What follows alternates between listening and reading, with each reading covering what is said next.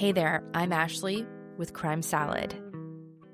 And in this special episode, we're joined by Hope Hooton. If you aren't yet familiar with Hope, we shared her story in our previous episode titled Fighting Against Filicide.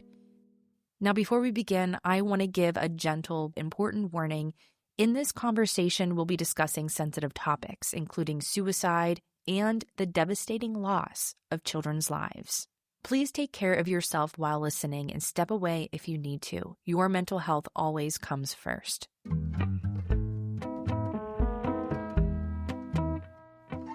Filicide is the deliberate act of a parent killing their own child. As we speak with Hope, realize that she has been forced to walk in the aftermath of unimaginable tragedy, the loss of her 2 children. And I'll admit it, before learning your story, I wasn't very familiar with the term filicide. I mean, we've covered similar cases on our podcast, but it struck me how rarely the word itself is used or how little this subject is openly discussed. Well, that's why we're bringing awareness to it, right? You don't know what it is until it happens to you. And that was the case with me. And that was the case with my family and my friends. They had no idea. And then I talked to Brandy Morey-Poles, and she found out what filicide was through one of my TikTok videos. So she had no idea when it first happened to her with Rowan, even what it was. So we're trying to spread awareness and make sure that people use the actual term, because I think in our culture, we know what murder-suicide is and we know what suicide is, but they don't use the word filicide in the media. They use murder-suicide. So we're trying to change that vocabulary so that it's more pronounced to the community so that they understand what it is. So Exactly. And it's so important too, because if I don't know about it, and if Brandy didn't know about it, like so many other people don't know about it. And it's just bringing awareness to filicide, because if we don't know about it, then how can we prevent it? Yeah. Now, I know you have so much on your plate, and it's been 16 months since your children have passed, and I can't even begin to even take in how you feel. Like, Yeah. But what you also have is just this powerful force behind everything, like a light that your children just shine through, and it just glows, and you're just pushing forward to keep moving forward and to change a lot. And can you tell me about that? Like, how is it like every day for you? My faith is super strong. And so that's what keeps me going. The Holy Spirit within me keeps me going. I have, those hard days where I have to take a break and not really do anything. But most of the time, I move forward and I do what I do to help other children and to honor Alec and Lydia and to make sure that their memory and their light never goes away. And that's why I'm doing what I'm doing. And hopefully the awareness that I'm spreading will far outlive me after I'm gone. I feel like there's a lot of parents out there and a lot of moms who may be in a situation that you were in before your children, passed. What would you tell them if they're listening right now? What would you say to them if they were in a desperate need of help? Like, where would they begin? Yeah, I would say if you're in an abusive marriage, controlling marriage, and you've tried every avenue, so you've tried therapy, you've tried to work it out with that spouse, but the abuse cycle continues and it doesn't seem to get better, I would definitely make a plan to leave. Number one is tell someone, tell a trusted friend or a family member, somebody that's not going to judge you, but is going to see what the help is that you may need. And then step number 2 is contact a victim's advocate. You can find victims advocates at your local police department and sheriff's departments. You can Google them. So all you have to do is put in your state, your city, and then put victims advocate, and your police department or sheriff's department will come up, and then there should be a victims advocate listed. If there is not, then I would call the non-emergency line at your local police department and ask if they have a victims advocate. If they do not, then they would give you resources of a victims advocate in the community.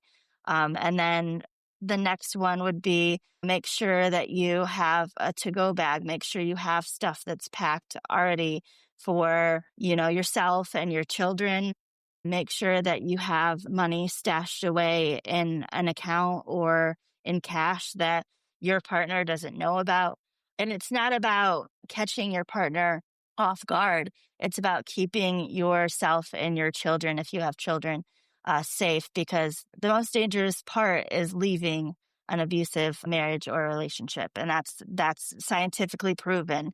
It's because the abuser loses control over what they had control over, and they don't have that control anymore. And so their world starts to unravel. And so then they go to lengths to keep you, and those lengths might involve violence. So that's why you need to have all of those things and all of those people in your corner to help you get out of that situation.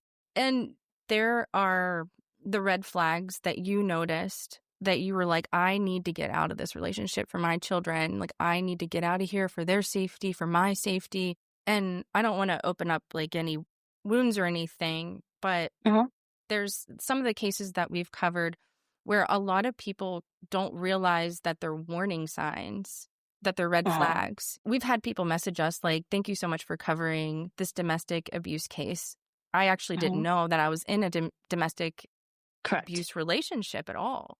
Until they hear that story. And that's how I felt. I had to find real life examples, not just like Googling like domestic violence and seeing like this is physical abuse, this is mental abuse and social abuse, this is emotional abuse, financial abuse, sexual abuse, not just the basic definitions, but I had to dig on YouTube, and I watched videos of domestic violence survivors, people that have gotten out of marriages and relationships, and shared actual examples from their relationships. And through that, I was able to then finally realize, okay, this is what I'm in. They use the same example that I'm going through right now. So this means that I am in, this controlling, manipulative, abusive relationship, and I need to remove myself safely. And so that was kind of the turning point where I was like, okay, it was kind of validation to myself, because like internally I knew that something wasn't right, but your abuser often gaslights you and they make you feel like you're the one that's crazy, and they make you feel like you're second guessing your reality because they're gaslighting you so much. You don't know, without those real life examples, what is, in your head and what is actual real reality. So that helped me. You did everything right. And it's so enraging because what really happened was like the courts flopped on their part.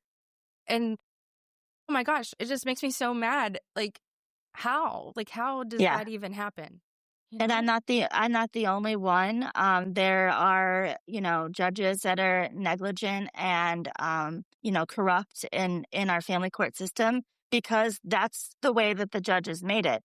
The judges came up with judicial immunity to protect themselves. They're the ones that put that law into place. So I don't feel like the community understands. Like when I read my statement out loud on social media last week, everybody was like, oh, you should go after the judge and sue the court. You cannot. Judges and courts have judicial immunity. You cannot sue them because they are 100% immune from every decision that they make.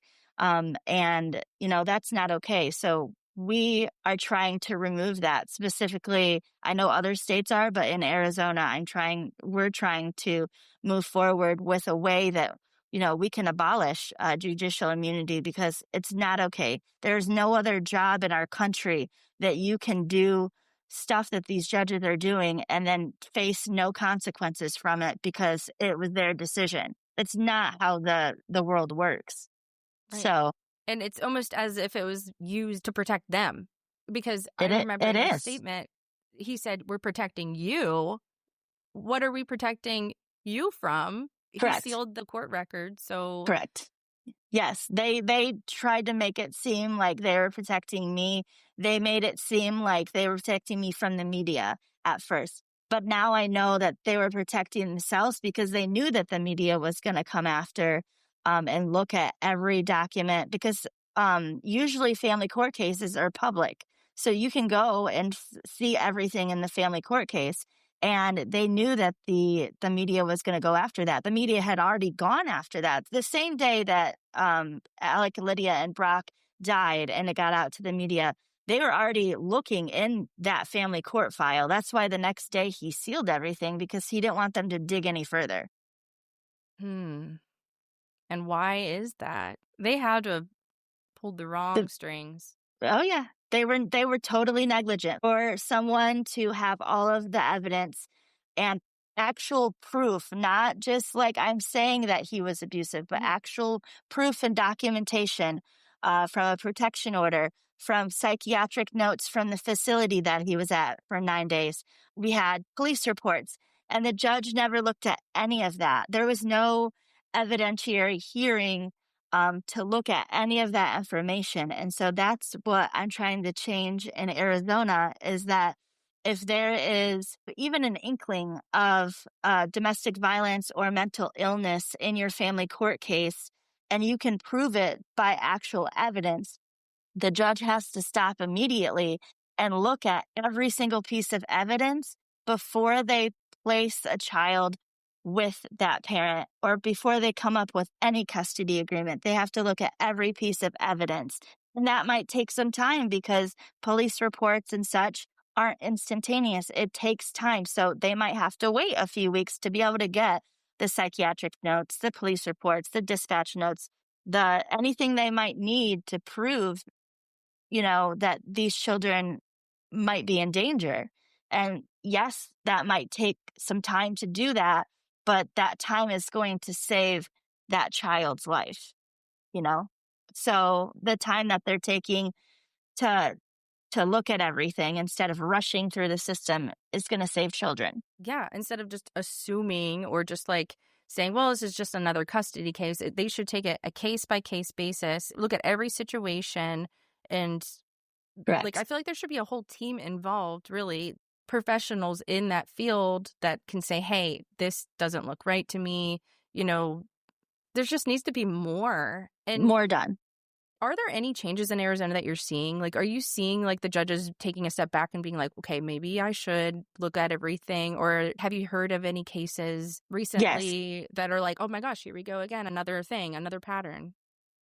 So I've heard, I've had family members reach out to me and say, we are not 100% sure, but because of what happened to Alec and Lydia, we believe that our judge has stepped back from our case and has reviewed it again. And now I have full custody of my children. And it's because we believe of what happened to you and Alec and Lydia. That's the catalyst why. And so that's huge. And they can't prove that, right? There's, the judge didn't say, oh, I'm doing this because of what happened. But judges talk and they watched the news. They know what happened. And so I believe that some judges did take a step back and relook at some of those cases and change their decisions. And that's what I want, right? I want the safety of all children to be saved. And the whole system in Arizona and in every single state needs to be changed, and it needs to be safety first before all else. Yes, parental rights are important, and it's important to make sure that parents have that opportunity to get rights over their children if they are able to and stable enough. But the safety of the child is the number one reason why I'm doing this. And so, I'm working with Representatives Schul and Fink, and we are working on the Alec and Lydia Act. And just like I said, the number one point on that bill is child safety first. And then it goes into, information on if there is any sort of domestic violence or mental illness that can be proven with documentation, then the judges will go look at that. It takes consideration. And if there's children over the age of 12, we feel like it should be their choice, or at least get their opinion on which parent they want to live with, right? Because at 12, they have enough foresight to be like, oh, I want to live with mom or I want to live with dad, and this is the reason why. And we should take their opinions into consideration, right? They're humans too. Right. And so that's a part. We definitely want to make sure that in the Alec and Lydia Act that the judges are held accountable if something does happen to a child moving forward in a family court case, if that child is harmed or if that child is killed during an active family court case hearing, that judge and that case needs to be looked at by the judge's superiors, by that system, not just swept under the rug and closed, right? And so we want to make sure that these judges are held accountable.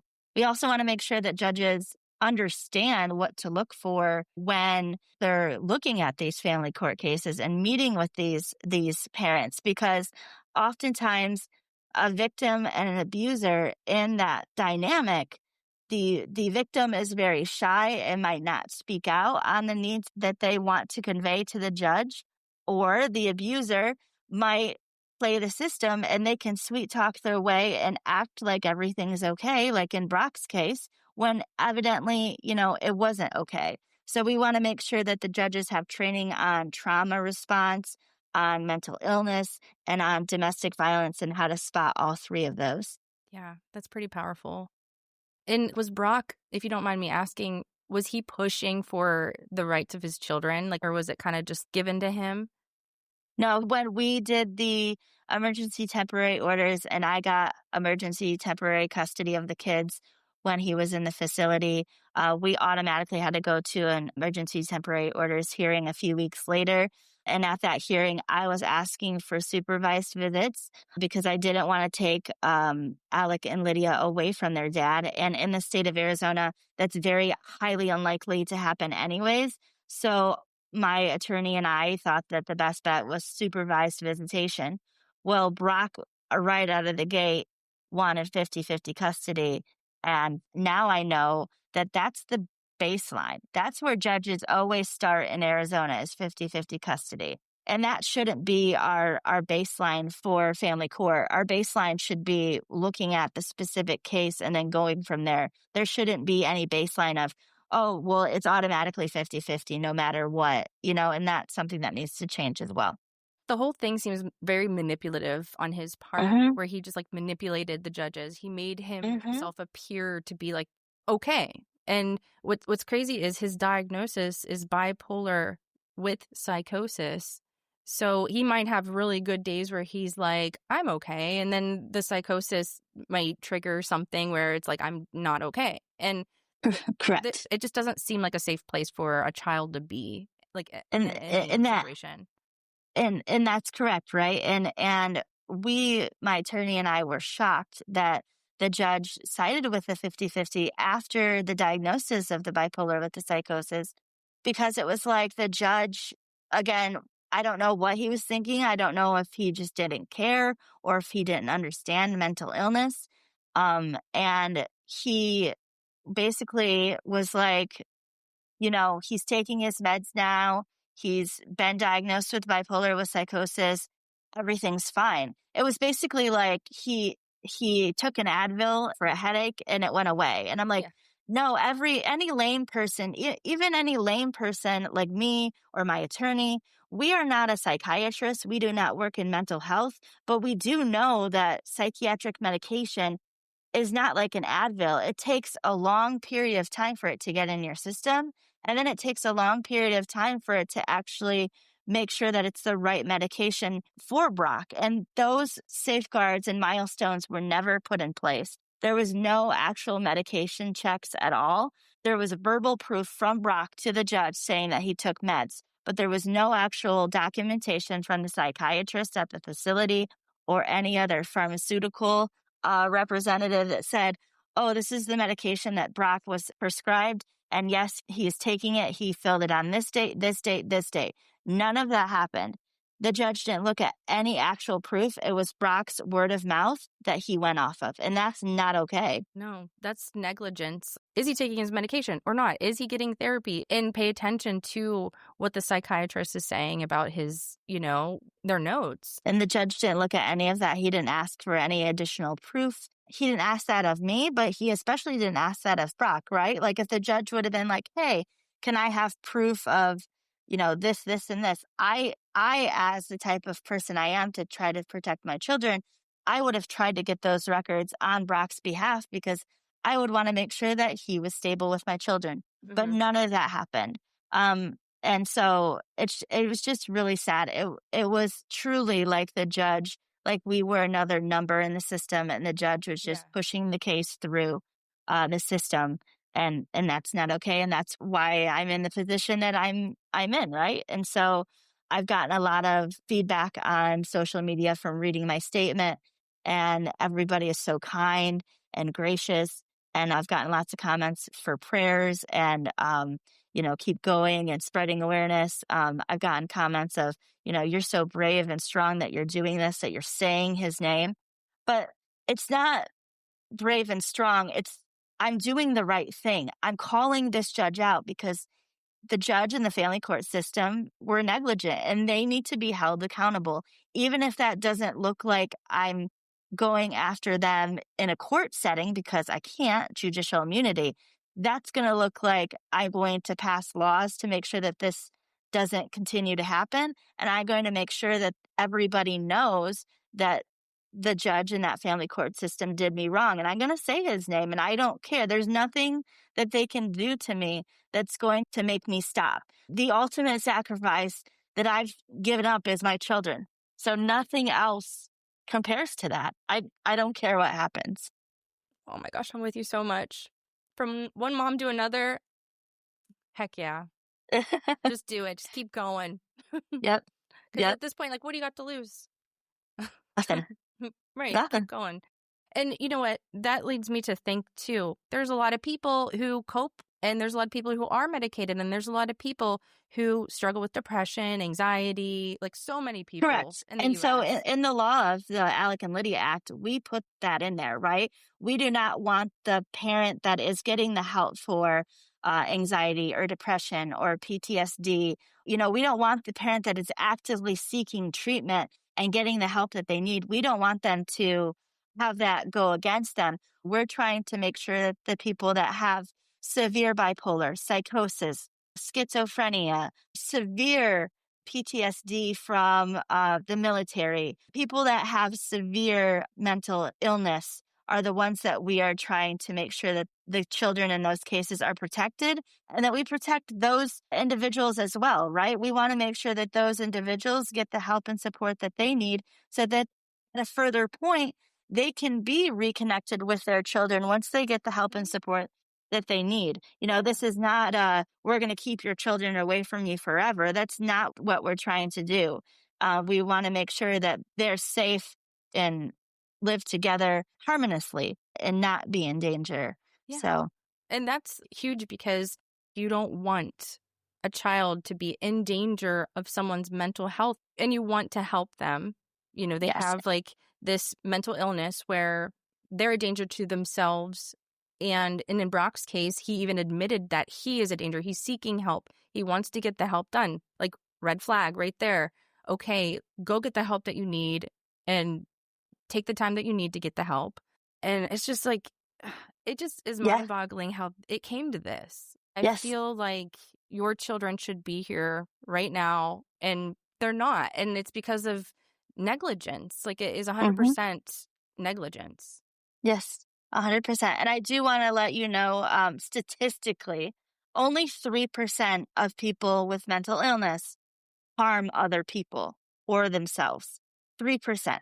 So that's very small. But Brock was a part of that 3%. And there's other people that are a part of that 3%. Look at Whitney Decker and Travis Decker and their 3 kids, and what he did. So it does happen, and so we're trying to protect that 3% who might be going through a family court case. Yeah, because I'll be honest, I struggle with anxiety. I've struggled with it my whole life, and I've had depression when I was a teenager. And I feel like mental health is kind of like stubborn because some people are very like stubborn in the sense where they're like, I don't need the help, or I don't like. They don't see it. Yeah, they don't see it. So like, how can we bring awareness to mental health more? Like, it's okay if you get on a medication. It's okay if you get help. Like, you're human. You know, we don't want you to struggle. You don't want to hurt your children. You don't want to do these things. I just feel like Yeah. mental health should be easier and more easily accessible to people, you know? Yeah, and we're getting better, right? We have BetterHelp, which is the online platform for therapy. We have, hotlines now for, uh, suicide prevention, or just a regular hotline. You can call the 988 number, and you don't have to be in a suicidal state. I called 988 when I separated from Brock. Like the first night I was at the hotel with the kids, they were sleeping, and I was in the bathroom like just crying. And I was like, I need to talk to somebody. It's 2 o'clock in the morning. Nobody's up. Who am I going to call? I'm going to call 988. Not that I was like ever thinking like I was going to harm myself, but I needed to talk to somebody in that moment to let them know, hey, this is what's happening. This is what I'm seeing. Do you have any resources for me? Or can you just be an ear that I can listen to, or that they can listen to me? So that was super helpful, just to talk about it and to get that off my chest. I was able to then, after getting off the phone, think more clearly, because I was able to talk to somebody that was really there to just listen to me. Yeah. And it wasn't a family member. It wasn't a friend. It was a complete stranger on the other side of the phone. And they might have been on the other side of the globe for all I know. I don't know where they were from, but, making sure that people know that we have those resources out there. And that's what I do on my podcast, Voices Against Filicide. I always have the links available at the bottom of my description of each episode. I talk about resources in my episodes. We have the Voices Against Filicide website, where we have resources and links on the website so people can go to. So it's always available. It's just, as a friend or a family member, if you see somebody that is a friend or a family member that is struggling, you need to say something, because they're not going to tell you. You need to be that person that's like, in a kindful way, hey, I see that you're really having a hard day today. Do you need somebody to talk to? Do you want to go and get lunch or go get coffee and talk about whatever might be going on? You, by doing that, might save somebody's life, or might help them get the help that they need. And I heard this from my brother-in-law. Even though we see something that might be wrong, our brains try to rationalize it, right, in a positive way. So, for instance, family members saw that Brock was controlling and manipulative in certain manners towards me. However, they didn't say anything because they saw it and they recognized it, but they rationalized it in their brain like, oh, well, that's their situation. That's their marriage. They'll work it out on their own. I don't need to get involved. But as a friend or a family member that truly does care, you need to get involved. Like I said, not in a accusatory way, not in a mean way, but in a kindful, like, hey, I'm here to listen. I'm here to help. Yeah, in a supportive way. So I think that that's something too, is like, even though you need to follow through with your gut instinct. If your gut is telling you, what I'm watching right now in this interaction is not okay, you need to follow through with your gut before your brain catches up and tries to wash away that situation and tries to think that it's okay, right? Yeah. So, yeah, like you said, you called 988, or you can text them, and it's just a great resource if you're going through any crisis, and it's available to anybody at any time of the day. And there is help for you. If you're there is help. struggling, there's help. Go get it. It's there for you for a reason. You can protect yourself. You can protect your family. It's just so important to just know that, and just have, whenever you're at ground zero and you're at the bottom, you don't have to be there. There's Nope, hands there out is there reaching out. Yes. And there's always somebody there to help you. And I do want to make sure that, if, like I said earlier, if there is somebody that is in a controlling or domestic violence situation, the gaslighting of them telling you that nobody cares, that's not true. That's not true. That's them trying to manipulate you to stay and try to gaslight you to make you feel like nobody cares.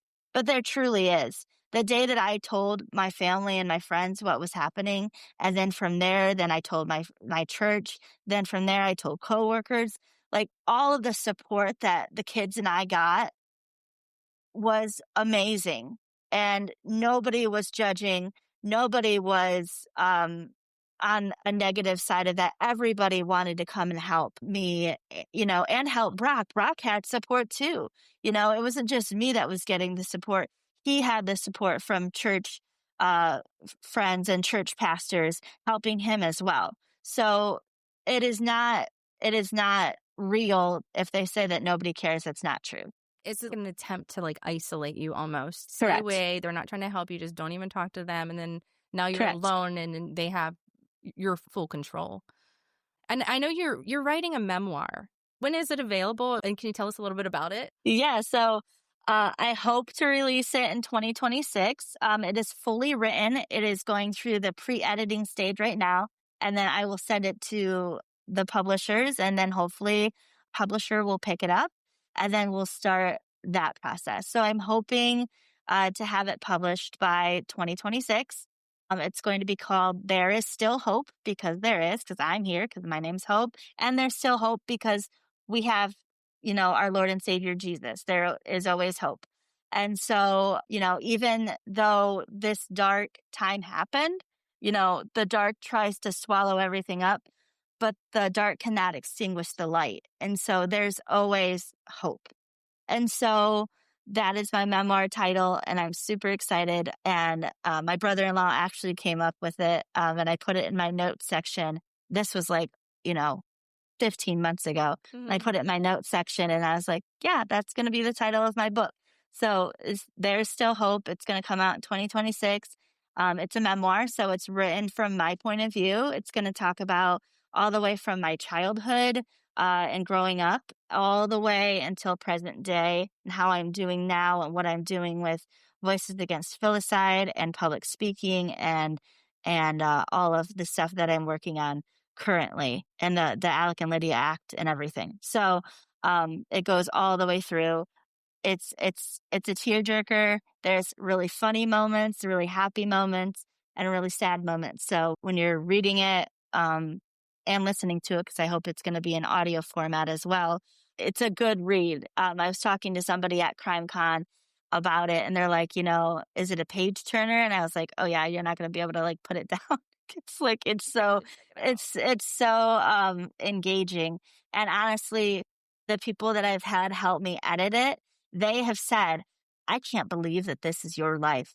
Literally can't believe that you've been through everything that you've been through. And there's more stuff. It's not just, a big part of it is Alec and Lydia and what happened, but there is stuff that happened in my life previously that I haven't shared that is when you put it all together in a memoir, it's how can someone live through all of the stuff that you've lived through? And honestly, the number one theme in my life and in the memoir is my faith and my love of the Lord. And I know that through every single valley that I've went through, He has walked with me, and He stood with me on the hilltops as well. And He's continuing to walk beside me. And so that's why I'm writing this memoir, not only to share my story of what I've went through, but to show people that there is still hope, even in the darkest of places. That's so special. You are an incredible light to your children. And I feel like you are just carrying that with you every single day. They're living in you, living through you, and you're just beaming. I could just see it when I met you at CrimeCon. When you gave me that hug, I'm a very emotional person, and I can just feel emotions. And I just knew, without even knowing anymore, you were a special person. And I could just see it. Thank you. I'm cheering for you. I really am. Thank you. I'm going to be buying your memoir, and I'll be talking about it. And I really hope everything works out. Thank you. I really appreciate it. We're gonna keep going. We're doing Voices Against Filicide podcast. I got the memoir. We got the Alec and Lydia Act, and that's in the state of Arizona. But I hope eventually that can be something that's at the federal level. And like I said earlier in the episode, what I am doing will outlive me. What I am doing will save more children than I can comprehend. And that is why I'm here. And honestly, through this, at the very beginning, when I lost Alec and Lydia and stuff, I was like, why am I still here? Because in my head, that night when he killed them and then killed himself, I was like, what stopped him from killing them and then getting in the car with his gun and driving to my house? We only lived 5 minutes away from each other. He could have easily driven in the car, came to the house, shot and killed me and himself. And so then we would all not be here. But I have learned through therapy over the last 16 months and through my faith and reading the Bible and being in my church community that this is the reason I am here. I am here for a purpose and a reason. And my purpose is to make sure that I save children's lives and that we put these things into place so that this stops happening. For those of you listening, please make sure that you follow Hope on social media. Hope in the Pain. She's on TikTok. She has amazing stories. She talks about her dog, which is so cute. I do. And she just has so much to say. And I feel like she is that special person everyone needs to follow and check out her podcast. There's all kinds of episodes. There's episodes about the warning signs of filicide. There's an episode that's going to be coming out specifically on domestic violence and what to look for.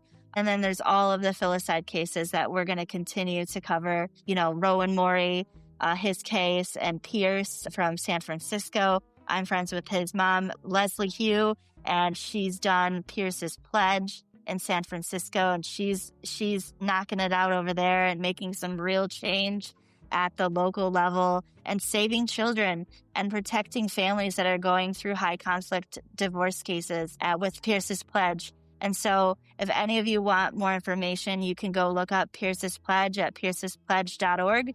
And it's in honor of her son, Pierce, that lost his life at the hands of his father via filicide. So there are other families and other parents that are going through filicide, and we're just shining lights on each and every one of those cases. I just want to thank you so much for trusting me and speaking with us about your story. I know it's hard, and I know you just have so much passion in there and honoring Alec and Lydia and all the children that have passed with such a horrific circumstance. And hopefully we can make a change. We will. It's not a hope. We are going to make change. Thank you so much. I so appreciate it, Ashley. And thank you for covering the case on your podcast and then interviewing me. I think that it's amazing. And thank you for all of your listeners for listening.